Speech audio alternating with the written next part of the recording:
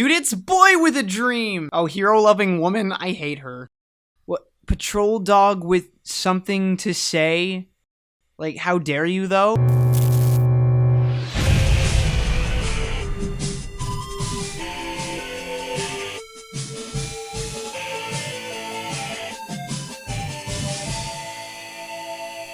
So Capcom wanted to make a spin-off Megaman X game for the GameCube. The game's story is not canon, taking place after the Megaman X series. How to make Megaman X spin-off game? Hey guys, we're gonna make a Megaman X game for the GameCube! Cool, can we make it 3D? Yeah, huh? Can we add in all the old characters and expand the universe too? Yeah, huh? Can we take the franchise in an exciting new direction and revolutionize the gaming industry too? You bet, buddy, it's gonna be a turn-based RPG! But, Megaman X is an action game. Well, you can do actions in this game, so it's pretty much the same. But you can dash and wall jump and slide. Oh man, I don't know if sliding and wall jumping are in the budget. But don't you worry, minion! Dashing is confirmed for Megaman X Command Mission! So they took an action franchise and turned it into an RPG. Kind of a buzzkill, honestly, but that doesn't mean it has to be bad. Let's take a look. The setup is simple. Colonel Redips, that's an interesting name. Redips. Must be some weird Japanese anglicization. Tells you that the rebellion army led by this guy, Epsilon, is threatening the stability of human society. X, Zero, and newcomer Shadow have to find him. This is Shadow's official art. And he would never betray X and Zero in the first 10 minutes of the game. Never ever. Man, Zero's so cool. I mean, we're good, but I don't know if we're that good. I take it back. When did Zero turn into a beach bum? Seriously. Finders keepers for any goodies. And let's catch some gnarly waves, bruh. Hear the running sound? Well, I hope you like it. You're gonna hear that for the entire game. If we could just keep the... Okay, no, if we could just... If the volume could be a little bit...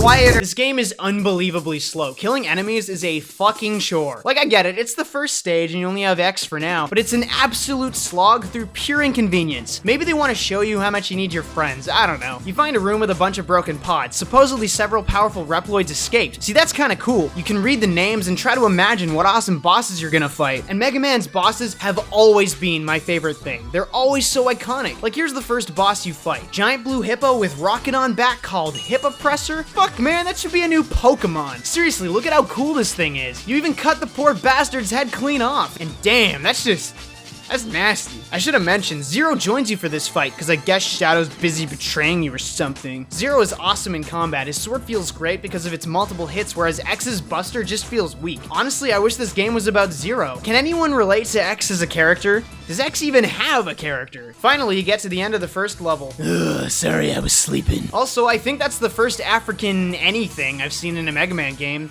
Good job.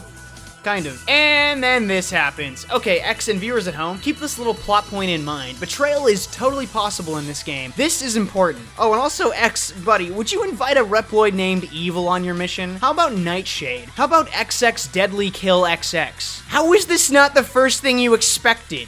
You fucking idiot. Sadly, X and Zero lose to Epsilon and his cadre. And the worst tragedy, Zero gets blown away like a helpless child in a tornado. Look at him go! And this is a double-edged beam blade for the game. Zero feels great. Hell, he's my favorite party member because he's so good. But you lose him for at least half the game. And the rest of the time you're hoping, oh man, I hope I recruit Zero this chapter. That's a good carrot on a stick to keep the filthy masses playing your shitty game because face it, getting Zero is like an echo for Mega Man X the original. Powering up to be like Zero makes you powerful. Similarly, finding Zero will make you powerful, and you've got a taste of it already. It's even a great symbol for your own crushing defeat. You've become weaker, and it's because you lost your friend. I have to say it's good storytelling. But now I'm stuck with X? X sucks! But alas, we trudge forward because this game costs $60 at retail. The game is smart enough to know when it fucked up, so it replaces Zero with another perfect teenage edgelord character, Spider. Yeah, sick fedora, bro. Spider's a rough and tumble bounty hunter who thinks playing cards are weapons, which puts this character's intellect somewhere between Setzer and Seto Kaiba. If slowness is this game's first problem, the second is story, which is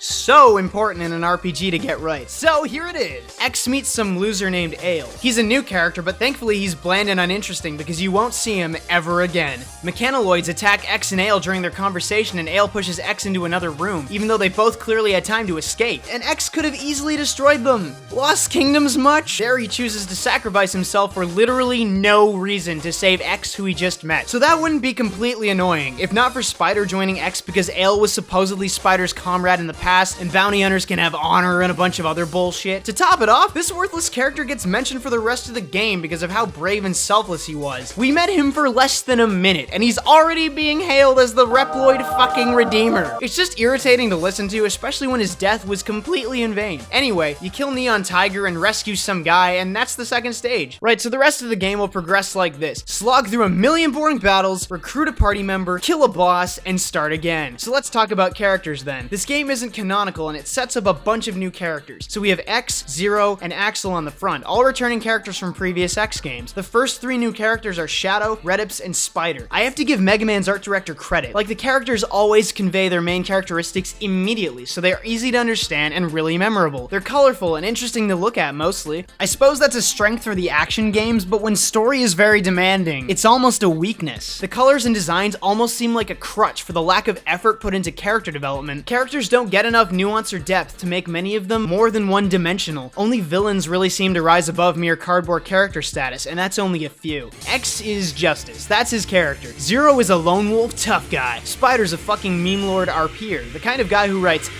as often as he can, unironically. Marino is the morally ambiguous thief. Cinnamon is the sweet, innocent, angelic female character. Massimo is a strong coward. And Axel has brain damage. Run away, everybody! Bad! I'm Axel. The Mechanaloids can't speak English. Your friends know who you are. Who you talking to, bro? Anyway, you pick up Massimo doing some inane story task and kill this guy. And is it just me, or does he sound like Hank Hill when he dies? No!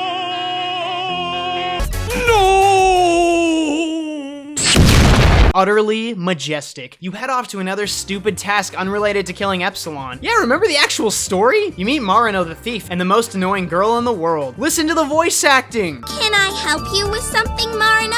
Please. But Marino almost gets killed, and it's up to Cinnamon to sprinkle that sweet nectar to heal her.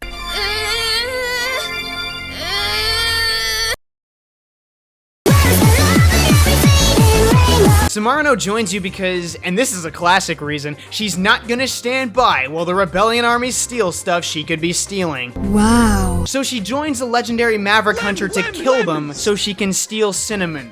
Her job, whatever she was hired to do, becomes immediately irrelevant when she joins the party. At one point, Spider talks about his own goals. That's good. Different characters need different motivations, but Marino's are non-existent. She joins just because... whatever. You finish off Number Man, and Cinnamon and Marino have a shipping fodder moment. But a thief like me? I knew you had a good heart.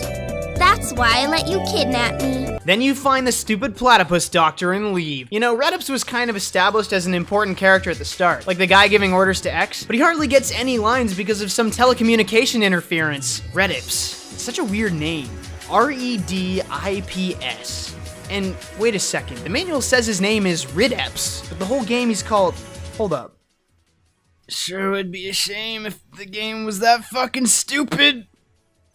It'd be a shame! Maybe I'm wrong. If you haven't figured it out by now, I'll leave it to you to figure it out. It's fine, we'll just go. We'll just go.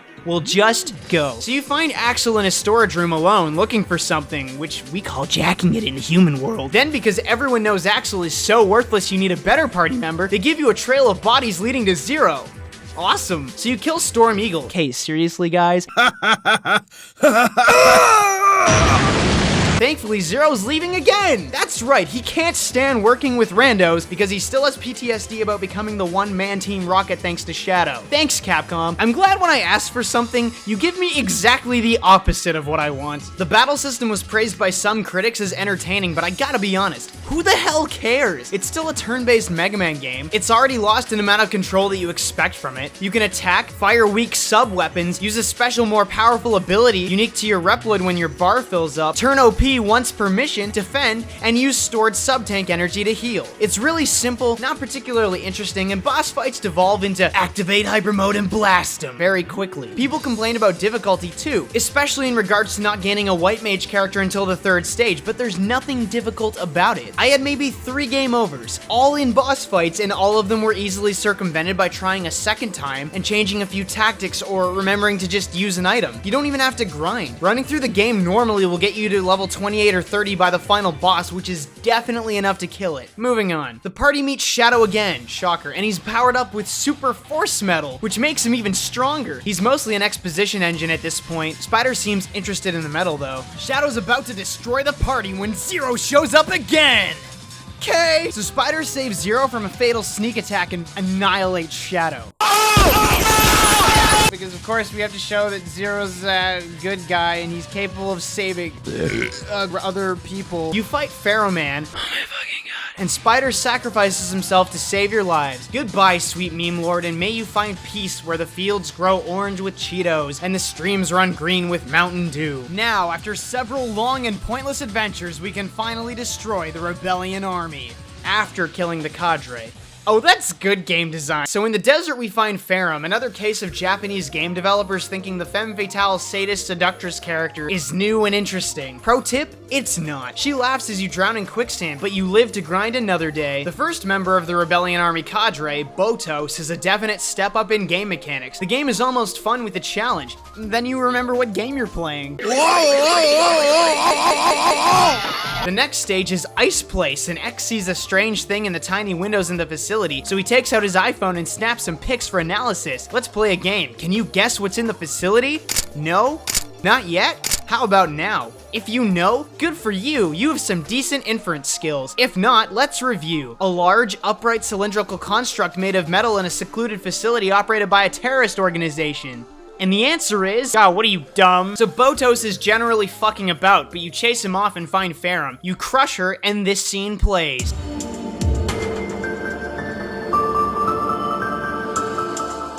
What's with the sad music? She was sadistically whipping Zero and wanted them to drown in sand, and you're trying to make her sympathetic? For what reason? Give me a single redeeming quality about the character. Oh, that's right. She's a woman! You can't kill a female character without making her into an angel or a martyr or misunderstood. Piss off, Capcom. So the gang shows up looking for the same thing as Botos, and they just leave her to die? Like, X and her friends don't care about her, but I thought they'd help her out or at least jail her. But no, they just leave her there, writhing as her life slowly fades. Delightful. We find Botos being interrupted by a familiar voice. I think you might be onto something. Who are you? That's Spider's voice. There's no question. He isn't dead, so the story is going exactly where I think it's going. I hope you've foreseen the conclusion because it would be agony to bear the knowledge alone. Anyway, Scarface comes to Giga City to avenge his fallen comrades. This character is so fucking cool, and he isn't brooding either. His design, which is awesome, and his loyalty to the vision of making Reploids more than human servants actually makes you sympathize with the Rebellion Army. That's decent writing. Villains shouldn't be wholly evil. Complexity makes them sympathetic and interesting, but he goes down easy enough and retreats. So this mission happens right after Ice Place, and it's just a boss battle. It makes you feel like we're at the climax, like chapters have to go fast so we can rush to the adrenaline-fueled finale. Then they pull out another level. Another slog later, and we find the big bad Epsilon. X shoots and Scarface blocks it. Guys, that's like the 3rd body block in the game. Knock it off. He dies. The next fight is complete nonsense, but whatever. Hardest fight so far, but we're done, right? We just have to watch the final cutscene, right? They blast Epsilon and he just gets erased. It's fucking amazing. Oh, hey, Colonel Redips. Here's the ultimate power ever. I'm sure it'll be safe with you. So I lost the footage at this part, but here's what happens. Redips betrays you. He calls for your arrest because you're apparently Rebellion Army sympathizers. And what happens at the end of every Mega Man X game? You have to beat every boss again. Well, no cadre this time, but you have 4 bosses plus a weird extra one. Attack! That really hurts! The strategy, pop your hyper modes and unload. It's mindless, it's pointless, it's a waste of your fucking time. And then we get to the final boss, Redips, who is actually Spider, and I want to review his character arc before we slaughter him. First of all, none of it makes sense. Redips, a leader of a military force, was this spider person all along. Redips is a good guy and X's commander. He doesn't know about super force metal until the party discovers it, which is the catalyst for his world domination scheme. Spider Redips then fakes his death, implying that Redips turned evil then to become godlike. But if that's true, which the dialogue clearly suggests, then why the fuck did Spider Redips join X at all and have some ridiculous backstory with this Ale character? Unless Redips learned about the metal, then killed and replaced this spider guy by cloning into him, as he could potentially, but it kills the idea that Redips was forced as Spider to play as an ally to them, as he mentions. He would have had to have a scheme from the beginning. It just doesn't make sense at all. If you can solve the mystery with sources, be my guest, but it looks like just a massive plot hole, like miles wide. In fact, looking now, even the wiki doesn't know. So the next time you write an RPG, make sure you clean up your shit. So he's about to destroy you, and then yeah, that's right, the girl you destroyed, who was then badly damaged by Botos, and then left to die by you. She's still alive and she helps you. For literally no reason. When you destroy Redips for good, what happens? Another terrible cutscene. Why is it so terrible? Ferrum says she's going to take the medal away so that nobody can use it again. X trusts her, and then this happens. I'll take it to a place so far away that nobody will ever find it.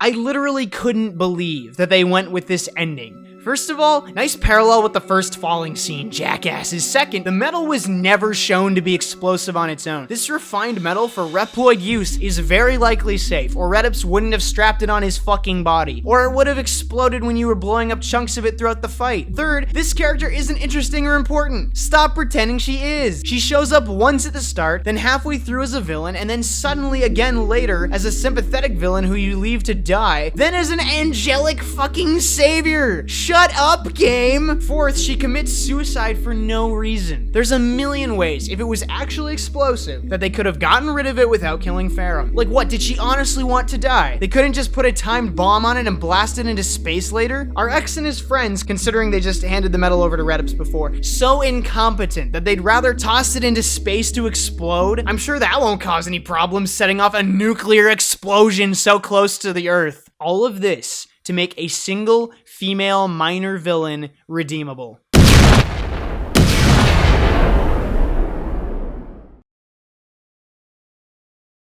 Dear Capcom, I know you don't care about integrity, because when fans asked for Mega Man in Street Fighter Cross Tekken, you said, yeah, we got Mega Man. Then you revealed it was Fat Mega Man from the old box art. Kind of a dick move on your part, not sure what you were thinking. I know you don't care about Mega Man at all, considering how you've treated the franchise and its fans. Again, kind of an awful business practice, not sure who's running your company and why they still have a job. I just wanted to let you know that... Fuck you. Sincerely, KBash. It takes special talent to be a company like Capcom. You know, the company that promises a beloved character in a fighting game and gives you, like, Fat Mega Man. How fucking stupid.